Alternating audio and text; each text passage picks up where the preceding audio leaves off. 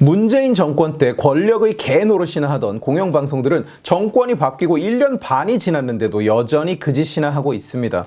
새 권력의 개가 된 게 아니라 지난 권력의 개로서 새 권력을 물어뜯는데 온 에너지를 다 쏟는 중이에요. 무슨 사회 정의와 감시 기능을 위해서, 권력에 저항하는 언론의 사명을 다하기 위해서 천만에 그냥 온갖 거짓말, 조작, 치졸한 짓을 다 해가면서 그저 자기네 시절이 다시 오기만을 기다리고 있는 겁니다. 왈왈 멍멍 짖으면서요. 이 문구에 주목해보세요. 자기네 시절이 다시 오기만 기다린다. 정부는 바뀌었는데 방송은 왜 바뀌지 않느냐? 사람이 바뀌지 않았으니까요. 5년 전에 앉은 그놈이 여전히 앉아서 그 짓을 계속하고 있으니까. 문재인은 낙하산으로 정권 내내 유명했습니다. 부끄러운 줄도 모르고 정말 아무렇게나 지네 사람을 꽂아 넣었어요. 예전 노통 때도 코드 맞는 사람만 쓴다고 코드 인사라는 신조어가 등장했었습니다만 문재인과는 비교조차 할 수 없는 수준이었어요. 서울대 위에 참여연대가 있다는 말이 문재인 정권이 시작하자마자 등장했을 정도입니다.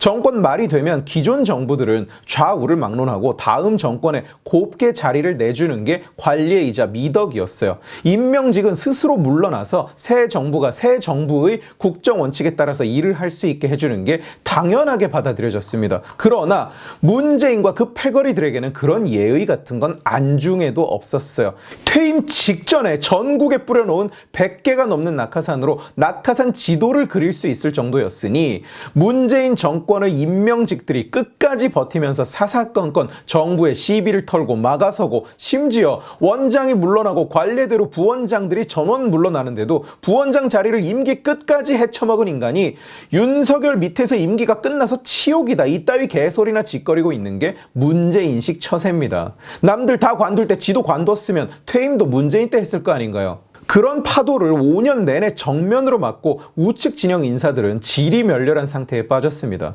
조직을 떠나는 경우도 많았죠. 예를 들어서 강도살인범이 낙하산을 타고 경찰서장으로 부임한다. 그러면 정상적인 경찰들은 진저리가 나서 사직을 하는 게 이상한 일이 아닌 거죠.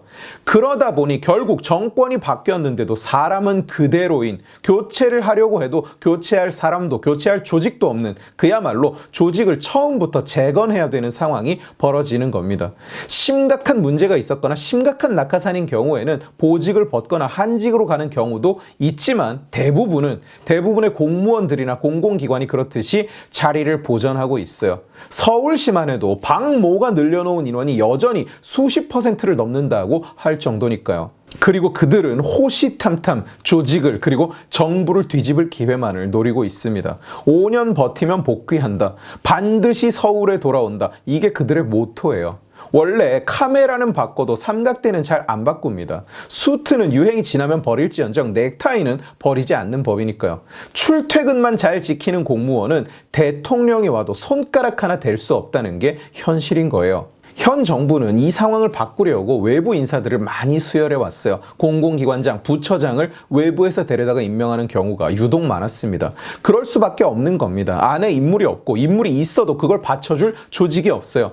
지난 정권 때 온갖 어거지 논란으로 징계를 먹어버린 정파성 강한 사람들, 억울하기는 하지만 그 사람들을 다시 불러들여서 고위직에 앉히는 것 또한 조직관리 차원에서는 굉장한 부담입니다.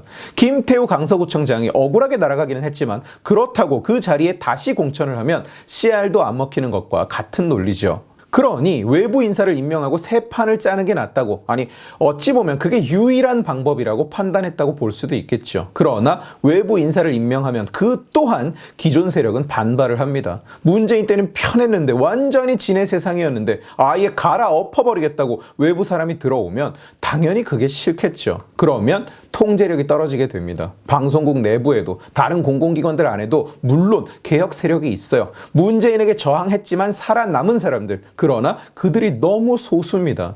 제가 늘 말합니다만 우리 진영은 이제 비주류고 소수고 파시스트들한테 패배한 패배자입니다. 그런 기관에서 새로 뭔가를 해보려고 하면 역시 그 낙하산 카르텔의 일부인 언론노조 같은 데서 지원 사격을 해요. 조직이 시작하는 겁니다. 뭐만 있으면 논란, 의혹, 구설수, 파동, 파문, 교체 임박. 왜냐? 시스템이 무너져야 기회가 오니까요. 체제가 무너져야 권력을 빼앗아 올 수 있으니까. 그게 안타깝게도 현 정권에서 개혁이 지지부진한 이유 중 하나예요. 대통령은 바뀌었지만 문재인 정권은 끝나지 않았으니까요.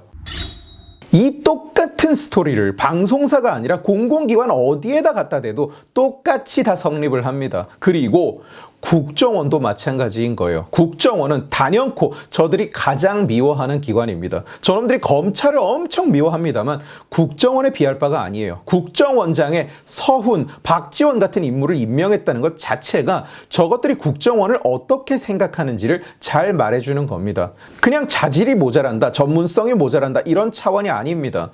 대한민국에서 국정원장을 시킬 사람을 전부 줄을 세운다면 그 맨 끄트머리 누가 봐도 국정원장이 되어서는 절대로 안 되는 인물들을 일부러 시킨 거예요. 그 시그널을 일부러 내보낸 겁니다. 국정원은 이제 국민들이 생각하는, 국민들이 알고 있던 그 기존의 국정원이 아니라고요. 문재인이 권력을 잡자마자 국정원의 국내 파트를 없애버렸죠. 국내 파트, 간첩 잡는 조직입니다. 그러니 이를 악물고 없애버리려고 들 수밖에요. 세상의 그 어떤 정보기관이 국내에서는 활동을 못하고 해외에서만 활동합니까? 말이 안 되는 짓이죠. 그 짓을 한 거예요. 국정원을 와해시키려고. 그래서 윤 대통령은 첫 국정원장을 외교관 출신 외부 인사로 임명한 겁니다. 정파성이 매우 강한 사람, 간첩에 대한 개념이 매우 확실한 사람으로. 그리고 얼마 지나지 않아서 문재인 때 고위직에 있었던 사람들 1급 20명, 3급 이상 150명에 대한 인사 조치를 한 거예요. 박지원, 서훈 밑에서 간부로 있었던, 국내 파트를 날리고 나서 간부를 하고 있었던 사람들입니다. 그 개개인이 어떤 문제가 있었는지 없었는지의 차원은 일단 차치하더라도 해외 파트 에만 집중돼 있었던 조직을 정비해야만 되는 상황인 거죠. 인적 청산의 필요성이 쉽게 이해가 가는 겁니다. 그런데 생각해보면 우리가 국정원 내의 인사 이동, 누가 몇 명이 나갔고 몇 명이 임명됐다, 몇 명이 취소됐고 새 국정원장은 누가 물망에 오르내리고 있고 이런 얘기를 왜 매일같이 뉴스에서 보고 있을까요? 예전에는 국정원장이 어디에서 눈에 띄기만 해도 사진에만 찍혀도 과잉 노출이라고 했습니다. 그런데 지금은 국정원 인사가 검찰 인사, 법원 인사보다 더 뉴스를 많이 타요. 정보기관에 무슨 일이 있는지를 전 국민이 모르는 사람이 없어요. 맨날 국정원은 논란이고 파동이고 파문이고 왜 그럴까요? 이상하지 않아요? 정부의 운영은 물론 투명해야 하지만 기업 회계가 투명해야 한다고 원가 회계를 까발리지는 않습니다. 그런데 왜 국정원은 이렇게 주목을 받고 입에 오르내릴까요? 음지에서 일하는 국정원이 왜 이렇게 양지에 노출되어 있을까요? 바로 만들어진 논란이기 때문에 그렇습니다. 만들어진 논란이라서 논란이 필요한 사람들이 논란을 만들어내고 있어서 국정원이 일일 브리핑을 하는 것도 아니고 국정원장이 강남대로를 돌아다니다가 사진에 찍힌 것도 아니에요. 국정원이 떠들지 않는데 왜 끊임없이 뉴스가 쏟아지고 논란이 계속 꼬리를 무느냐? 만들어진 논란이라서 그렇습니다. 국정원에 문제가 있어야만 하니까. 국정원장 교체설이 솔솔 나오고 있습니다. 그 출처는 익명의 여권 관계자, 익명의 여권 소식통이라고 해요. 늘 이런 식이라고요. 이게 사실이건 아니건 앞으로 누가 국정원장이 되든 국정원장이 무슨 일을 하든 이 상황은 마찬가지일 겁니다. 누군가가 말을 질질질질 흘리고 언론은 그걸 확대, 재생산, 시나리오화하고 어차피 계속 이렇게 일을 악물고 덤빌 거예요. 왜? 국정원이 저들의 가장 큰 적이니까. 5년간 다 망쳐놨는데 그걸 지금 되살리려고 하니까 자꾸. 이 개 같은 구조를 바꾸지 못하면 잡음은 계속 나올 수밖에 없습니다. 반대로 말하면 이 개 같은 구조가 바뀔 때까지 잡음은 계속 나올 겁니다. 파동, 박지원이 국정원장일 때는 매일매일이 파동이었는데 그때는 니들 기자들 다 가만히 있었잖아요.